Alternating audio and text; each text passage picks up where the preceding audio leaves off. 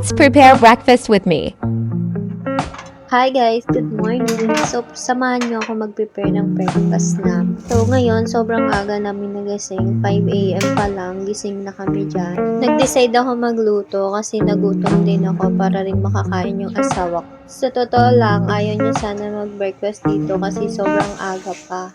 Yung asawa ko kasi, ayaw niya na nagigising ako ng maaga para mag-prepare siya.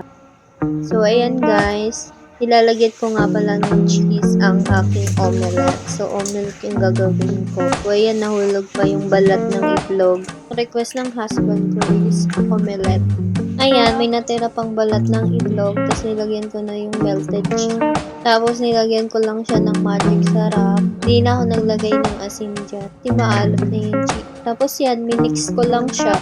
Tapos, ito yung pinainit kong tinapay kanina.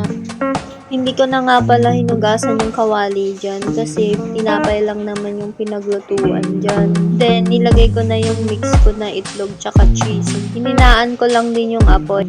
Nung maluto na yung itlog guys, ayan, dinurog ko lang yung cheese niya gamit yung magic na sandok. Cherry! Alam nyo ba guys, yung mga gamit namin, puro sa online lang binili. Itong red chef na kawali namin, regalo yan sa amin sa kasal. Bale guys, 3 piraso nga pala yung niregalo sa amin dyan. Kasi isang set siya ng red chef. O diba, grabe sobrang useful na sa amin. Kasi hanggang ngayon, ginagamit pa namin. Tapos itong sandok naman, dito ko lang din yan sa TikTok binili.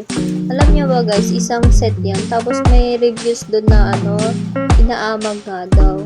Pero kasi sa amin, hindi naman siya ganun. Noong una parang mayroon siyang amag-amag, pero tinanggal ko lang. Pero ang advice ko kasi dyan yun sa mga sandok. Kasi nga diba kahoy siya. Kapag kabasa siya, i-drain muna siya.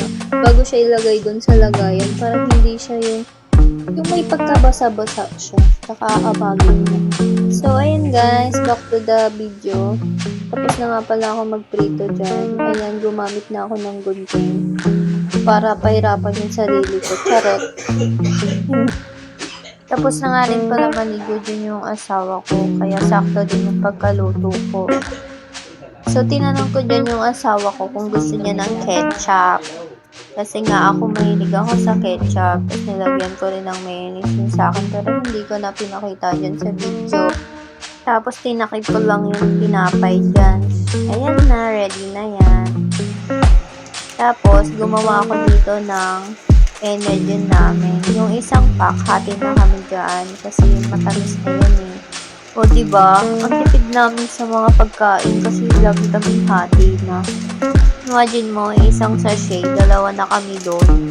Mas gusto ko din tong energy na chocolate kasi mas masarap siya.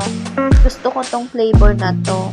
Nilagay ko na pala sa table yung paso para hindi ko na siya bubuhatin pag nilagyan ko ng mainit na tubig. Yung kettle pala namin, dito lang din yan sa TikTok binili. And sobrang ganda din yan kasi ang tagal na sa amin. Tapos ang bilis niya rin makakulo ng tubig. Hanggang ngayon, okay pa naman siya. So, ayun guys. Tapos na ang aking mini breakfast vlog. Thank you sa panonood.